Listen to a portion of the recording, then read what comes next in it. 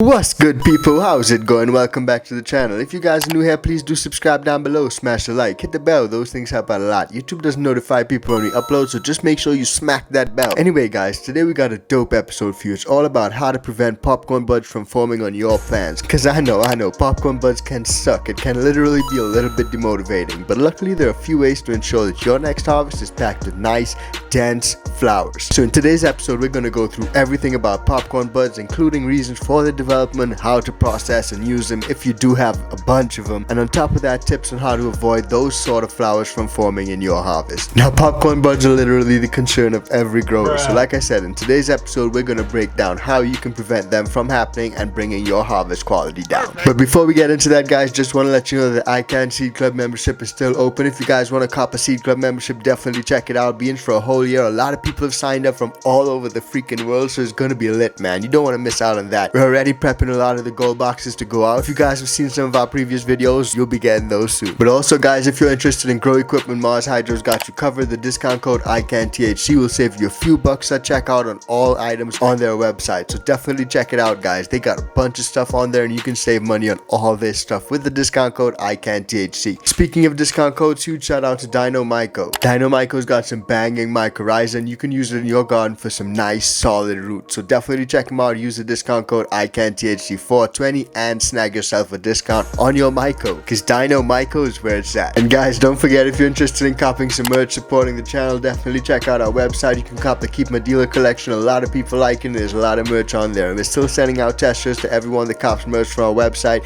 If you do, just hit us up and we'll hook you up with some free testers, man, just to show our love and support to you guys, man. Without you guys, there wouldn't be a community, and this community freaking rocks, so thank you guys so much. But without further ado, let's get into today's episode.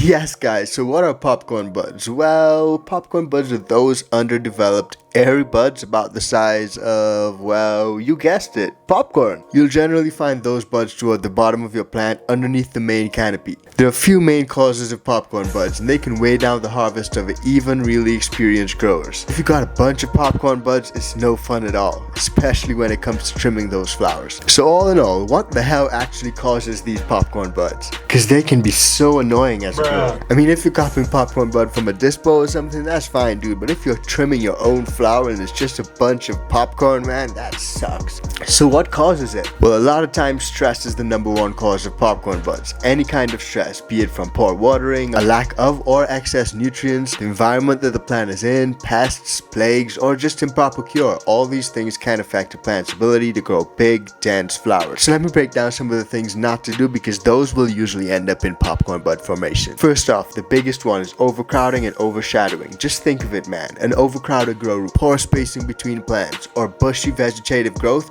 and due to lack of pruning or training, that can reduce the amount of light that a plant's bud sides get, and that affects the bud growth and the size. And that takes me back to what I was saying recently, man. I posted a picture on IG and someone was saying you should have a lot more plants in there. You shouldn't be able to see the floor in the tent. Bruh.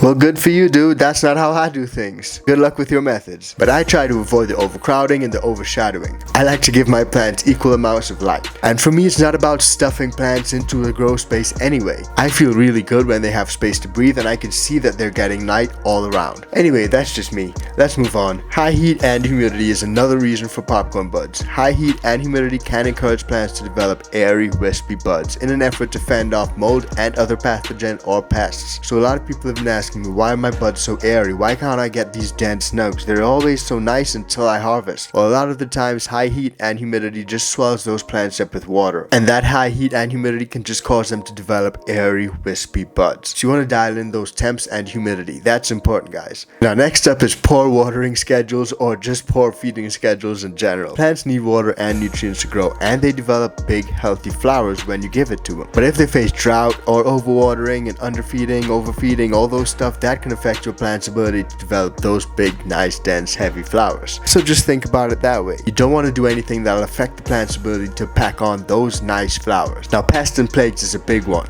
and IPM is key. Tomorrow we're going to have on a dope guest to talk all about IPM routines on the Talking Loud podcast, so definitely look out for that, man. He's like a freaking genius when it comes to pests and IPM, man. He's definitely the guy. So I'm bringing him on, and we're going to have a nice talk about pest management tomorrow for all you guys who are having pest issues. But pests and plagues can wreak havoc on a plant's ability to grow. Straight up common sense. Any pest or plague problem you run into during the late veg stage and flowering stage can drastically impact the size and the weight of the flower that you get at harvest. Now, poor training methods is another one. Improper training is a big one for a lot of beginner growers. Low stress training and high stress training methods can massively improve the harvest potential of some plants. But if you time that training poorly, you can drastically stunt your plant's growth and its ability to develop those nice flowers. So in other words, don't start training too early. Don't train too late in the flower stage. Just know when you're training and know what sort of method you're doing for that stage of training. If you're in early or mid flower and you try to do some super cropping and you break that branch, you'll suffer losses, man, huge losses. And some stress training methods can cause branches just to focus on recovering from that stress rather than packing on those nice flowers. So be careful when you train and how you train, especially if you want to avoid those shitty buds. Now, all that said, is there any difference between popcorn buds and normal buds? Like, do popcorn buds still give you the same effects? While they may not look like much, popcorn buds can do a perfect job in getting you the effects you're looking for. Just keep in mind that you'll need more popcorn buds to maybe fill that bowl, simply because they're smaller and airier. But a lot of the time, the popcorn's fine, absolutely fine. I actually think I heard something recently where people were saying that they send the popcorn buds off for testing, and those ones usually have higher concentrations of like trichomes and stuff on them. I'm not sure. Drop a comment down below and let me know what you think. I think I heard that recently somewhere. Can't remember where, but pretty interesting stuff. Now, popcorn buds are all fun and swell up until it comes time to harvest them. If you're harvesting them yourself, that is. And if you found yourself with a considerable amount of popcorn buds at harvest time, well, fair enough. There are a few tips that you can use to help you trim and dry your popcorn buds. Even though that shit sucks, fam. I'm sorry to hear that, dude. I personally hate popcorn buds, man. I lollipop all the time, and like the plant focuses its energy on those flowers up top, and I just really try to avoid the popcorn buds at all costs, dude. But when it comes to trimming popcorn buds, you trim popcorn buds like you would any regular flower. You got a large harvest with a lot of flowers and some nice flowers in there, then you maybe don't need to focus too much on trimming up that popcorn bud perfectly, because manicuring popcorn buds can be a pain. But it's all up to you, don't get me wrong, it's all up to you. But if you're gonna use most of that popcorn anyway to make concentrates or edibles, then maybe manicuring may not be the best use of your time. But if you do plan on toking or vaping, then definitely give it a little trim, because that'll help ensure a smoother taste when you remove that excess foliage. After trimming, you want to dry your popcorn flower until the branches bend and snap easily. We've done a whole video on drying and curing, so definitely check that out. After that, you can throw them into some curing jars. The good thing about popcorn buds is that they dry quicker, so if you've been blessed with a huge harvest and you can't wait to taste the fruits of your labor, then you can opt to start tasting those popcorn buds a little bit earlier before the rest of the harvest. Just think of it, a bigger bud takes a little bit longer to dry than a smaller flower. A lot of people actually quick dry a popcorn bud. Now, I'm not a fan of this myself, but I've literally heard of people who quick dry popcorn bud using an oven, a grill, or even a frying pan on low heat. They say you gotta make sure to monitor and flip that flower regularly to ensure that it dries somewhat evenly. Personally, I'm not a fan of quick drying flour, because to me it seems that ruins a lot of its flavor and makes for a harsher taste. But hey, if you get elevated, that's all that matters to you, then go for it, dude. But anyway, say you got a ton of popcorn buds. What are you gonna do with those popcorn buds? Now they're all harvested, you may be wondering, what can I use them for? Well, plain and simple, you can toke them. Roll them up, light them up, and toke the hell out of it. Like I said, while they may not look like much, they can make a perfectly acceptable smoke, especially if you dry and cure them properly. Now, you can also make edibles. If you only like to toke on the best, then you can use your popcorn in your edibles. They'll provide all the kick you're looking for, and you won't notice any of the flavor imperfections that you may experience when you're toking.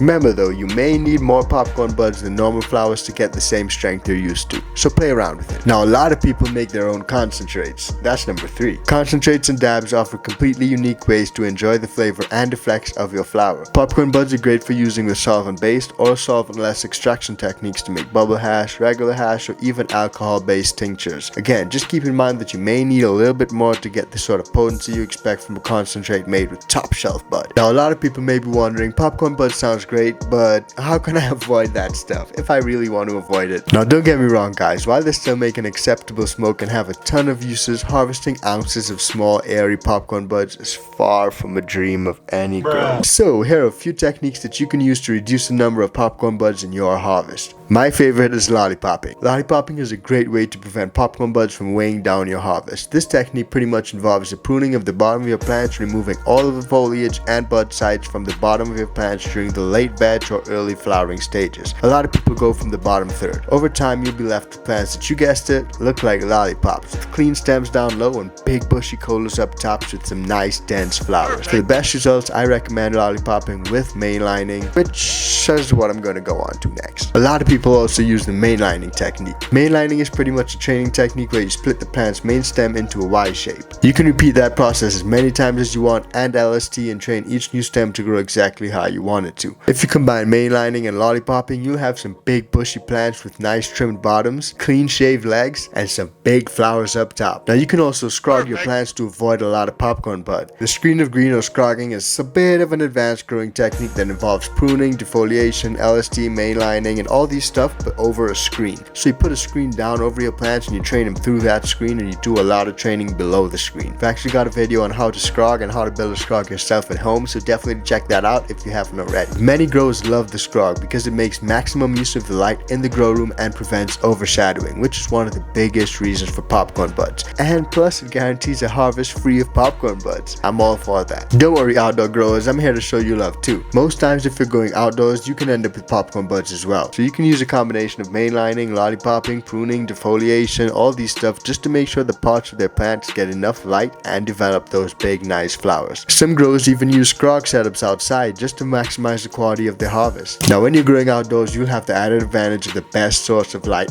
on the freaking planet. The sun. No one's better than that. Remember though, that excessive heat can cause stress that'll cause your plant to develop popcorn buds. So consider providing a shaded area for your plants at some points if it's super hot. A simple shade screen can work wonders just to make sure they don't suffer heat during the hottest months of the year. Now all that said guys, what do you think about popcorn buds? Do you like them? Do you not like them? Are they a bad thing? Not really. Popcorn buds may not be the ideal payoff for all the hard work you put into growing your plants, but they're still a long way away from disasters like pest infestations or mold. Those shits can ruin your crop entirely. At least you harvested your popcorn buds, dude. But if you use some of the techniques that I went through in this video, you will avoid a lot of popcorn buds and you'll produce some top shelf flower. So definitely make use of some of those techniques, fam. And if you use those techniques, drop a comment down below and let me know what you do. And do you trim popcorn buds? How long have you spent trimming popcorn buds? What's the worst story that you have when it comes to popcorn buds? Drop a comment down below and let me know. I love hearing you guys' stories. A lot of you guys got some really funny and interesting stories, man. But trimming popcorn bud is a biatch. But hey, if you've got patience and you like trimming and you like doing this all day, then good on you. Long story short, either way, if you do see some popcorn buds in your final harvest, don't worry about it, dude. Just make use of them by smoking them, edibles, anything. Because there are options, man. There are options. It's still good flour at the end of the day, and it's got potency in there. It's got everything in there, and it's got taste. So just run with it, man. Don't throw it away. Just please don't throw it away. But anyway, guys, with those tips, you should be getting some nice bigger nugs and avoid those popcorn buds. So smash the freaking like for that. And don't forget to hit the bell. But wait, first, check out this video right here and this video right here, and we'll see you on the next one. Peace, fam.